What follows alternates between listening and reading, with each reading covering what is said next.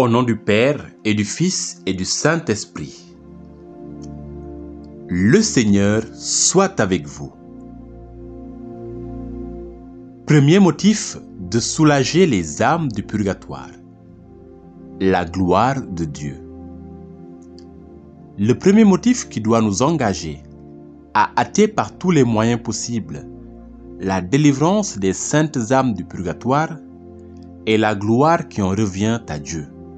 En effet, rien ne glorifie le Très-Haut, ne fait bénir son nom, ne dilate son cœur paternel. Rien ne contribue davantage à l'accomplissement de sa volonté adorable que le soulagement des défunts. Comprenons-le bien. En leur ouvrant le ciel, nous donnons à Dieu des voix pour le louer, des cœurs pour l'aimer et le bénir.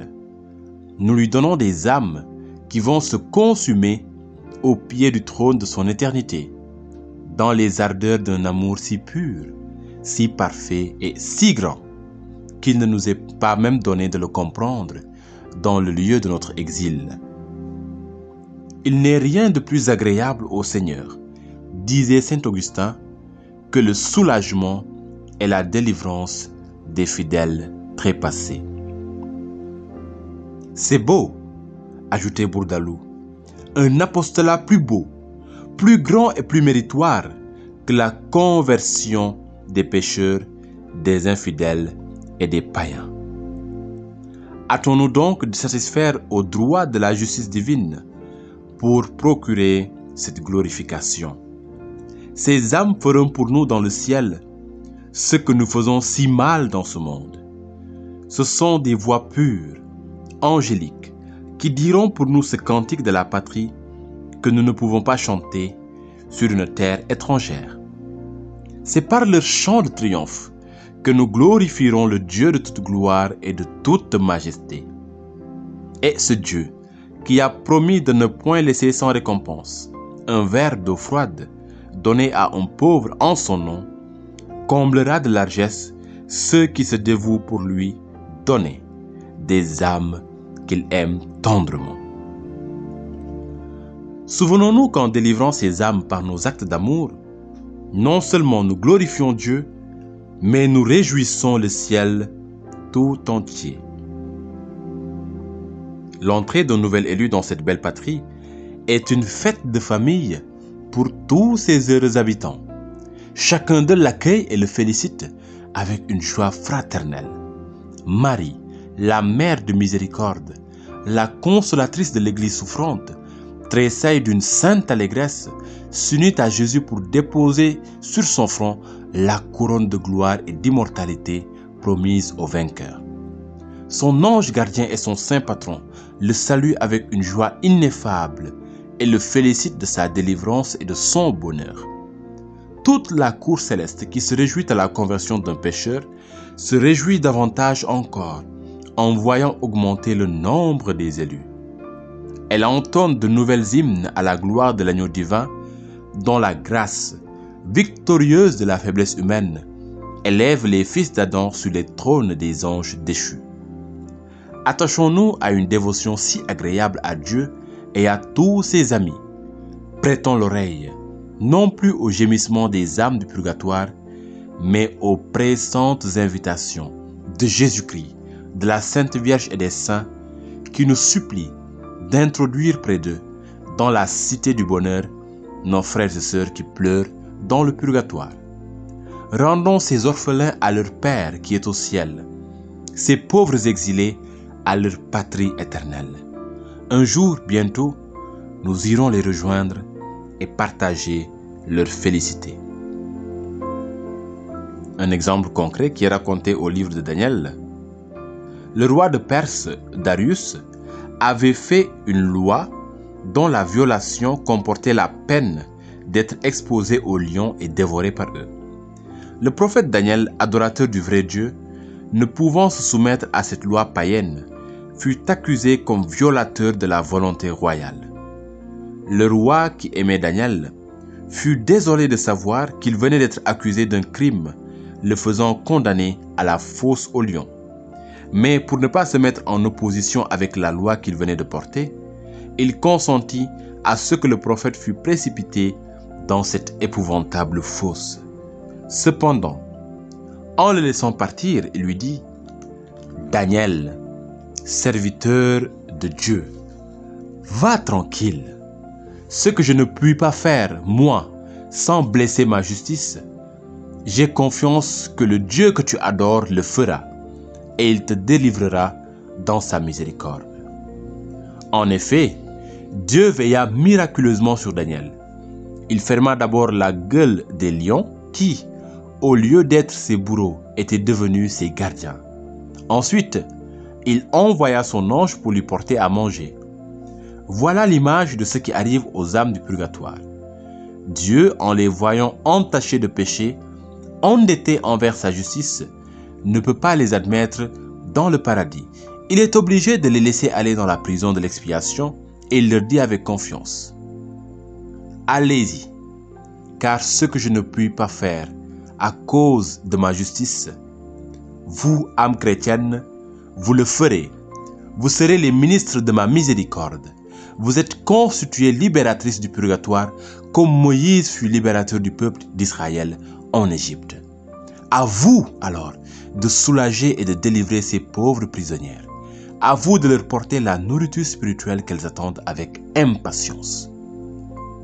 Quelle noble et sainte mission! En pensant alors à cette première raison de soulager les âmes du purgatoire qu'est la gloire de Dieu, nous prenons la litanie qui leur est dédiée. Seigneur, ayez pitié de nous. Jésus-Christ, ayez pitié de nous.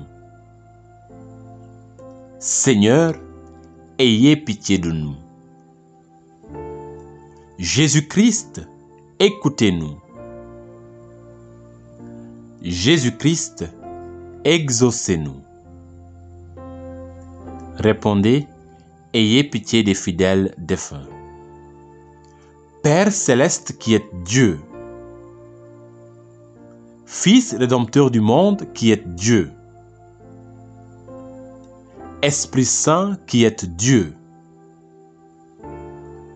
Trinité Sainte qui êtes un seul Dieu. Répondez: priez pour les fidèles défunts. Sainte Marie, Mère de Dieu. Saint Michel, Archange. Mon saint ange est l'ange des fidèles défunts. Cœur des esprits bienheureux.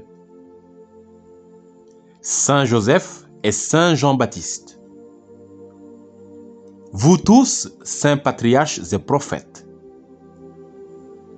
Saint Pierre et Saint Paul. Vous tous, saints apôtres et évangélistes. Saint Étienne et Saint Laurent. Vous tous, saints martyrs. Saint Grégoire et Saint Augustin. Vous tous, saints docteurs, papes et confesseurs. Sainte Anne et Sainte Marie-Madeleine. Sainte Catherine, Sainte Ursule et ses compagnes. Vous toutes, Vierges saintes et saintes veuves. Vous tous, saints et saintes de Dieu. Répondez: ayez pitié des fidèles défunts. Par votre très doux nom de Jésus, par votre grande miséricorde, par votre amère passion et vos plaies sacrées, par votre précieux sang et par votre mort.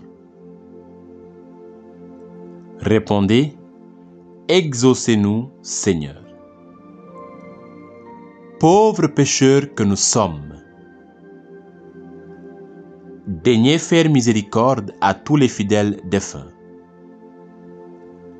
Daignez adoucir pour eux la rigueur de votre justice. Daignez remettre la peine méritée par leurs péchés. Daignez les prendre au lieu de la paix et du repos éternel. Daignez les mettre en possession de l'héritage éternel. Daignez les admettre à contempler votre divine beauté. Daignez les rassasier de la plénitude de vos bontés.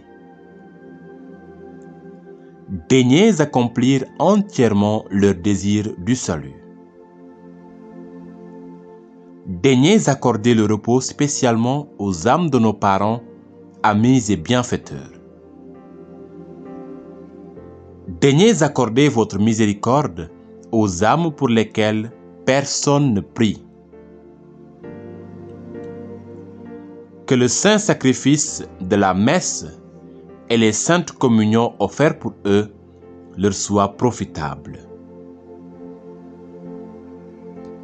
Répondez: pardonnez-leur, ô bon Jésus. Agneau de Dieu qui enlevait les péchés du monde. Répondez: exaucez-les, ô bon Jésus. Agneau de Dieu qui enlevait les péchés du monde. Répondez: accordez à ces défunts le repos éternel. Agneau de Dieu qui enlevait les péchés du monde. Prions ensemble. Ô Dieu infiniment bon et infiniment aimable, oubliez, je vous en supplie, les droits de votre justice,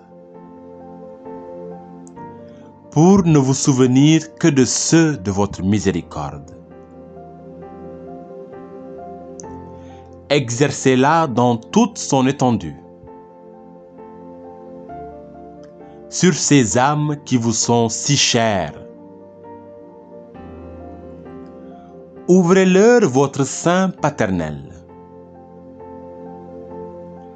et permettez-leur de vous glorifier dans le ciel par leurs actions de grâce et leurs éternelles louanges. Douce Marie, saints et saintes du ciel, intercédez pour les âmes du purgatoire. Ô Seigneur Jésus, soyez-leur propice. Montrez-leur votre face dans la Jérusalem céleste. Qu'elle repose en paix. Amen.